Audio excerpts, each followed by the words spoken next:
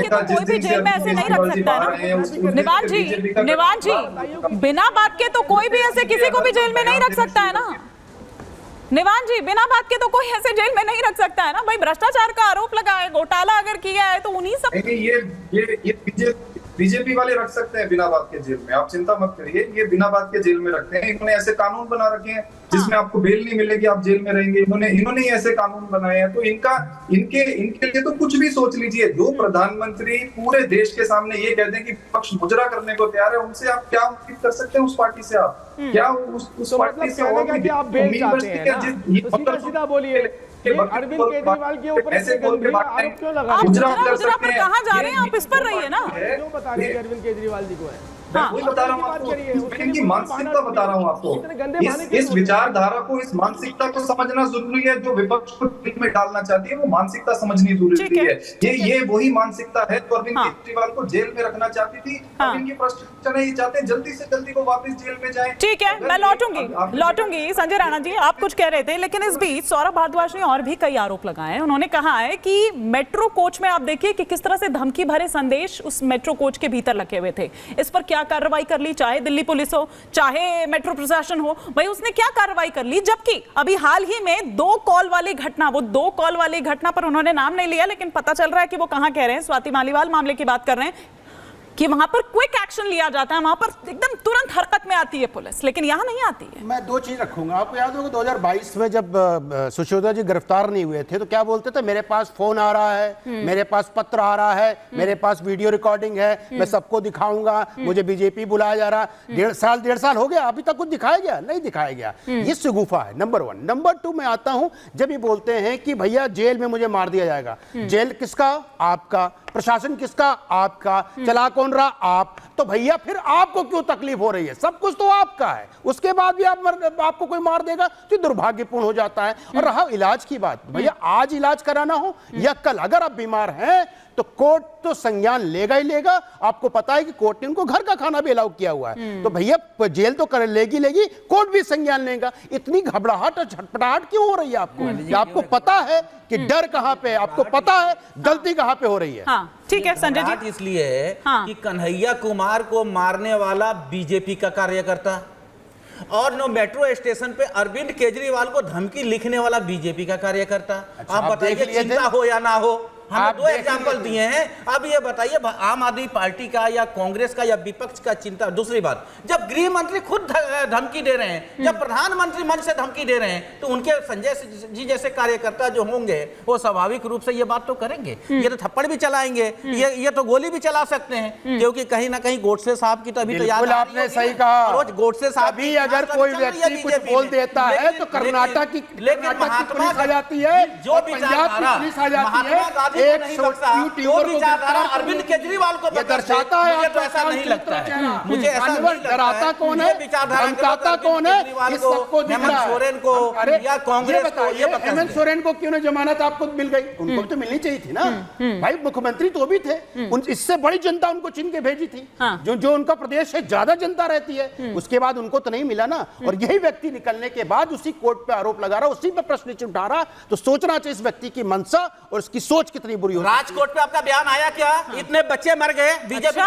राजकोट पे कम से कम एक सेकंड, मेरे को लग रहा है, सुनिए ना, आप लोग हत्यारे हैं ना भारतीय जनता पार्टी के ऊपर। मैं और दिल्ली के विवेक विहार में कौन है सर? और दिल्ली के विवेक विहार में कौन है? मुझे लगता है आपने सेल्फ गोल कर लिया है, मुझे लग रहा है आपने सेल्फ गोल कर लिया है, सेल्फ गोल कर लिया आपने, मुझे ऐसा लग रहा है। क्यों वहां पर रजिस्ट्रेशन से लेकर तमाम जो सेफ्टी उपकरण तक है, उसमें आखिर कैसे इतनी हीला हवाली, कैसे लापरवाही? अब जब आप आ गए हैं तो आप भी दिल्ली के विवेक विहार पर जवाब दे दीजिए। और सिर्फ विवेक विहार नहीं है, पंजाबी बाग से लेकर और तमाम दिल्ली में और भी कई सेंटर्स हैं उसके। कैसे परमिशन, जब 5 बेड की परमिशन है, 11 नवजात वहां पर, कौन है उनकी मौत का जिम्मेदार? पे सवाल उठा रही है जहां के मुख्यमंत्री को घर बैठा दिया गया है। कहां बैठा दिया? एलजी को पावर दे दिया गया है, सारी पुलिस अपने हाथ में रख ली गई है, सारे तंत्र अपने पास रख लिया गया है। लेकिन गुजरात में ऐसा नहीं है, गुजरात का मुख्यमंत्री स्वतंत्र है, गुजरात में इनको जवाब लेना होगा, मोरबी से लेकर राजकोट तक, और दिल्ली की भी जवाबदेही इन्हीं की बनती है, ठीक है, केजरीवाल की नहीं बनती है। अरविंद केजरीवाल की तो किसी भी चीज में जवाबदेही नहीं बनती, तो फिर क्यों है इन्होंने किया है? आप क्यों है फिर पद पर? आप तो जेल में जाने के बाद भी पद से मतलब हाथ, आपको ये लग रहा है कि वहां पर ना भैया मैं इस्तीफा नहीं दूंगा, जेल से ही सरकार चलेगी, जेल से ही सरकार चलेगी। एक सेकंड, लेकिन बड़ा आरोप लगाया है, प्रॉब्लम आपकी समस्या, बड़ा आरोप लगाया है, बड़ा आरोप लगाया है। मैं आपकी रहोगे तो काम भी आपको करना ठीक है, पड़ेगा ठीक ना, है। और नहीं एक बार लेकिन राजकोट की बात कर रहे हैं, राजीव जेटली जी पर बड़ा आरोप लगा रहे हैं। एक बार जरा क्विक रिएक्शन राजीव जी।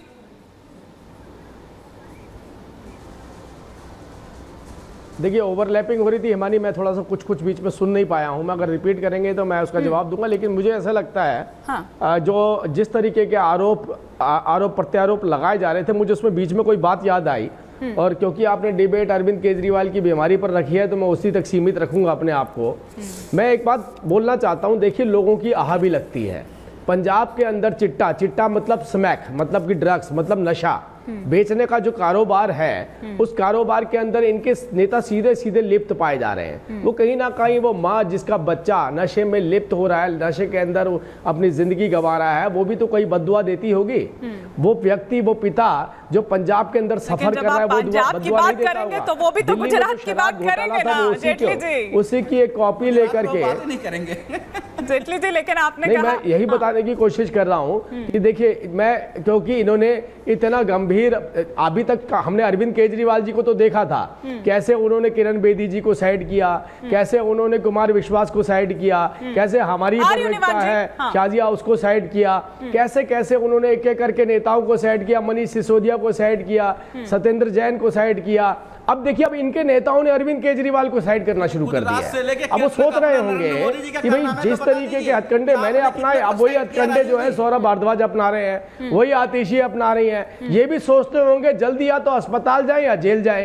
अगर जेल नहीं जा रहे हैं तो अस्पताल जाए, जेल नहीं जा रहे हैं तो किडनी का इलाज करवाएं, जेल नहीं जा रहे हैं तो कैंसर का इलाज करवाएं, लेकिन हमारी पार्टी से दूर हो जाए। सामने आया था उस वक्त बीच में, जब आपको याद हो, जब ईडी की पूछताछ उस वक्त चल रही थी, तो यही दो नाम थे जो सामने आए थे। वो कह रहे हैं कि दरअसल ये साइड हटाना चाह रहे हैं। ये सवाल नहीं है, सवाल राजीव जी सही है बनता है कि आडवाणी जी को नरेंद्र मोदी जी ने क्यों साइड किया, गुजरात के उनके पूर्व मुख्यमंत्री को इन्होंने क्यों साइड किया, वहीं से शुरुआत नहीं, हम तो, मैं तो आपको सबूत दे रहा हूँ, हमने तो किसी के ऊपर गंभीर आरोप नहीं लगाया कि उनको कैंसर हो गया है, इनकी किडनी खराब हो गई है, हम तो आरोप नहीं लगा रहे ना। कितनी खुशी के साथ अगर सौरभ भारद्वाज आरोप लगा रहे हैं तो इसका मतलब वो चाहते हैं या तो जेल में बैठे या अस्पताल में बैठे। ठीक है, ये तो आपसे नेता चाह रहे हैं ना इस टाइम। ठीक है, एक बार निवान शर्मा जी साइड लाइन करने की तैयारी है कि अरविंद केजरीवाल जी को? ये कह रहे हैं राजीव जेटली जी, वो कह रहे हैं एक एक कर सब किनारे लगा दिया, मुख्यमंत्री को ही किनारे लगाना चाह रहे हैं, इसीलिए गंभीर बीमारियों के नाम बीजेपी का षड्यंत्र पूरी जनता के सामने एक्सपोज हो चुका है। किस तरह से इन्होंने दिल्ली सरकार को गिराने की साजिश करी, किस तरह से इन्होंने मुख्यमंत्री जी को बिना किसी सबूत के एक फर्जी केस में अंदर रखने की साजिश करी, और उसमें तो क्लीन चिट हमें स्वयं प्रधानमंत्री जी ने दे दी जब उन्होंने एक प्रोग्राम में कहा कि 2 साल से कुछ नहीं मिला। जब एक एंकर ने पूछा कि उसमें तो मिला कुछ नहीं, तो प्रधानमंत्री जी मान गए कि कुछ नहीं मिला। तो हमें क्लीन चिट तो खुद प्रधानमंत्री जी ने दी है, और जो घोटाले का पैसा है, जो कमीशन है, वो बीजेपी के अकाउंट में भी शरद रेड्डी ने 60 करोड़ में दिया। तो ये मामला तो बिल्कुल क्लियर है कि इन्होंने जो षड्यंत्र के तहत जो है वो जेल में रखा था। अब ये साजिश कर रहे हैं, जो कल अमित शाह जी ने कहा है पंजाब में, ये पंजाब सरकार को गिराने की साजिश कर रहे हैं। इन्होंने खुलेआम धमकी दी है कि आप बीजेपी यहाँ जितवा दो पंजाब में, हम पंजाब की सरकार को जो है वो ज्यादा देर नहीं चलने वाली। तो इनकी साजिश अब इनकी नजर पंजाब के ऊपर है ना। ये मैं आपको एक बड़ी जिम्मेदारी से बात बताना चाहता हूं कि दिल्ली में कुछ कर पाए, पंजाब में कुछ कर पाए, क्योंकि हम लोग जो जीत कर आए हैं, हम जनता के प्यार से जीत के आए हैं, हम बिकाऊ लोग नहीं हैं। हम आप जितने षड्यंत्र कीजिए, ना हमने जीवन में 1 रुपए का कोई घोटाला किया, ना हमने 1 रुपया कहीं से लिया, हमने केवल और केवल जनता की सेवा करी है। और जो जनता की सेवा करते हैं। ठीक है, संजय राणा जी कुछ कह रहे हैं, एक बार सुन